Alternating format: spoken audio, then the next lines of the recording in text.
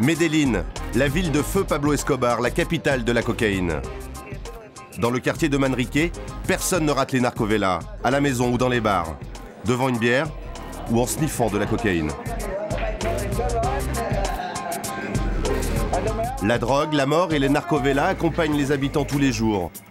Le quartier, décor idéal pour le feuilleton, Rosario Tijeras a été tourné ici.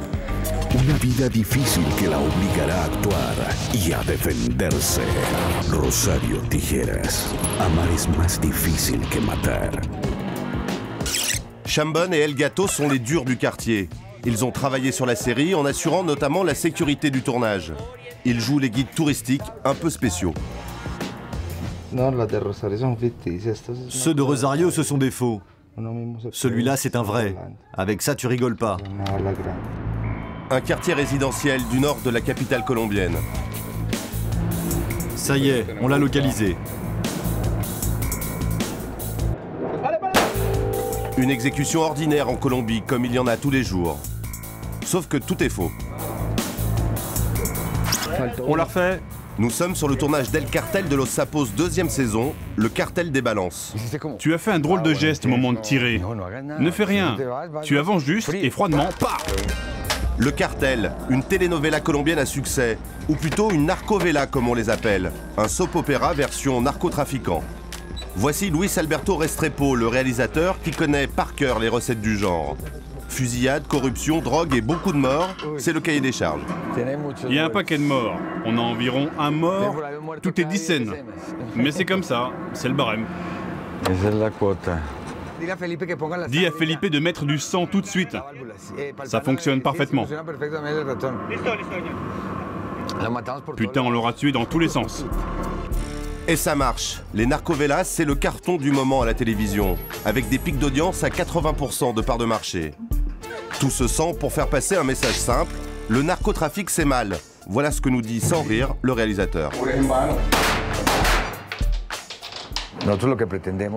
Notre but, et celui de tous ceux qui travaillent ici, scénaristes, acteurs, c'est que les gens voient ce monde dans sa réalité et qu'ils sentent de la répugnance envers lui. S'il y en a que ça excite, qui trouvent ça bien, là, ça échappe à notre contrôle.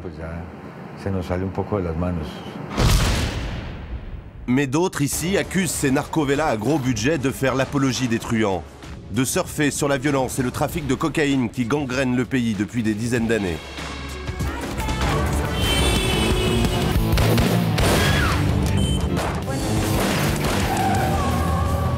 Même ambiance, même look, mais une différence. Ce sont de vrais cadavres. C'est tous les jours et c'est moins glamour. Medellín, la ville de feu Pablo Escobar, la capitale de la cocaïne. Dans le quartier de Manrique, personne ne rate les narcovellas, à la maison ou dans les bars, devant une bière ou en sniffant de la cocaïne. La drogue, la mort et les narcovellas accompagnent les habitants tous les jours. Le quartier, décor idéal pour le feuilleton, Rosario Tijeras a été tourné ici. Una vida difícil que la obligará a actuar y a defenderse. Rosario Tijeras. Amar es más difícil que matar. Chambon et El Gato sont les durs du quartier. Ils ont travaillé sur la série en assurant notamment la sécurité du tournage. Ils jouent les guides touristiques un peu spéciaux. Ceux de Rosario, ce sont des faux. Celui-là, c'est un vrai. Avec ça, tu rigoles pas. Un 380 original. Regarde là, il y a des impacts de balles de la série. Ça, c'est les faux impacts du film, tu comprends? Mais le quartier a eu son lot de vraies fusillades. Chacun ici est un témoin ou un rescapé. C'était un 29 décembre. On squattait à un coin de la rue, comme d'hab. Ils sont arrivés dans 2 taxis et direct, ils nous ont tiré dessus. Il y a eu 3 morts et 1 blessé. Nous sommes 2 à avoir pu nous échapper. Et regarde, lui aussi il a fait la guerre. Chambon et ses amis ont le pouvoir ici. C'est comme ça dans tous les coins de Medellín. Chaque bande a son territoire, qu'elle défend arme à la main.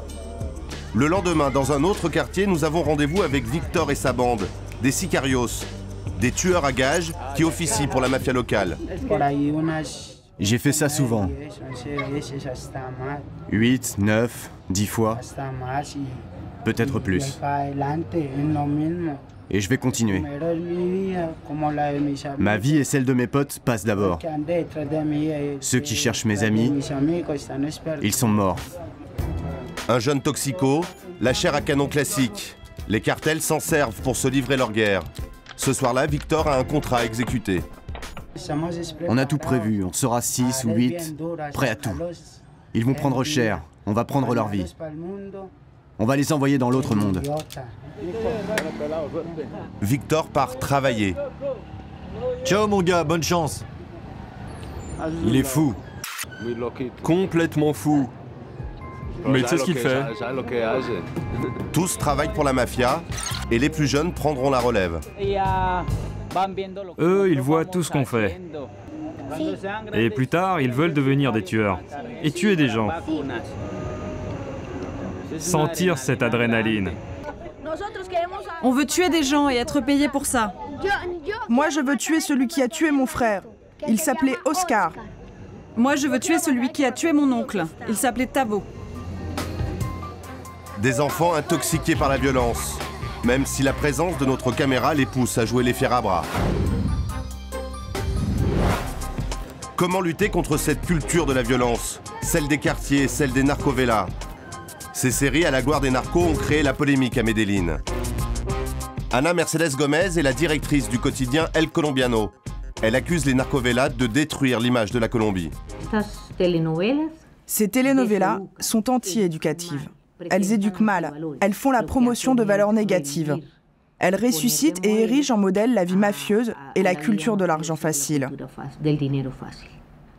Ces telenovelas sont vues à l'étranger et les gens qui ne connaissent pas notre pays finissent par croire que cela correspond à la situation actuelle, alors que ce n'est pas le cas.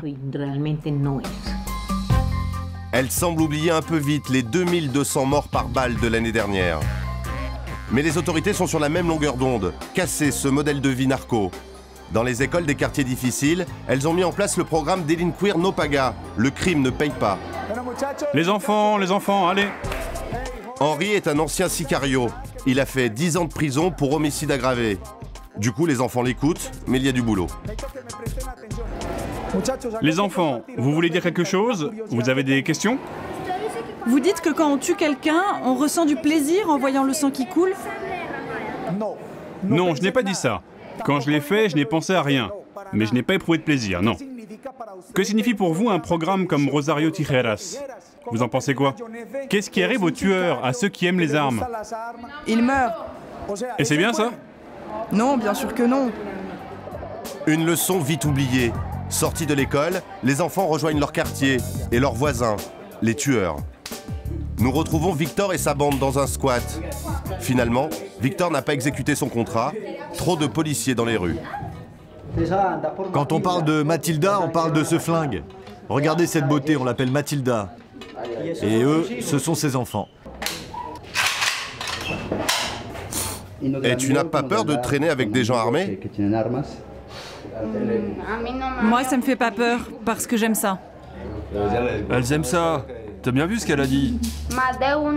Beaucoup aimeraient arrêter ou commencer à étudier, mais ils ne peuvent pas. S'ils veulent changer de vie, d'autres voudront les tuer. Alors ils n'ont pas le choix. Un cercle vicieux. Ils restent prisonniers de la violence et de leur quartier. Un pas dehors et c'est la mort. Leur seul divertissement, les narcovelas, leur propre vie en haute définition.